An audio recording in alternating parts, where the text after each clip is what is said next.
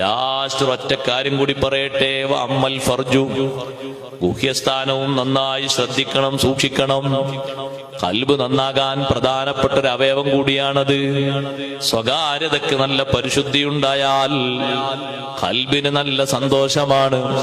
സ്വകാര്യ അവയവം കേടുവരാത്ത രൂപത്തിൽ നല്ല രൂപത്തിലേക്ക്, അള്ളാഹു ഹലാലായതിലേക്ക് അതിനെ ചെലവഴിക്കാനും ശ്രദ്ധിക്കാനും സൂക്ഷിക്കാനും ഉപയോഗിച്ച് അല്ലാഹ് ഹറാമായതിൽ നിന്ന് മുഴുവനും തടഞ്ഞു നിർത്തണം. രണ്ട് കൈകളെയും രണ്ട് കാലുകളെയും അതേ രൂപത്തിൽ തന്നെ സൂക്ഷിക്കണം. അങ്ങനെ മൊത്തം അവയവങ്ങളെ അതേ എല്ലാ ഹറാമുകളിൽ നിന്നും പരിരക്ഷിച്ച് അല്ലാഹ് ഹലാലാക്കി പഠിപ്പിച്ച മാർഗത്തിലേക്ക് മാത്രം ഉപയോഗിക്കണം. എന്നിട്ട് സഹോദരങ്ങളെ, ഖൽബിനെ നന്നാക്കിയെടുക്കണം.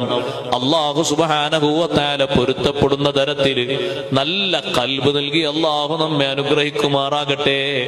നല്ല ഖൽബിന് നല്ല സ്ഥാനമുണ്ട്, യഥാർത്ഥ ഖൽബിന് നല്ല ബഹുമാനമുണ്ട്. കേടുവരാത്ത ഖൽബാണോ ഒരാൾക്കുള്ളത്, അതുകൊണ്ട് ചെയ്യുന്ന അമല് കുറച്ചാണെങ്കിലും അല്ലാഹുവിന്റെ അടുക്കൽ വലിയ സ്വീകാര്യതയാണ്.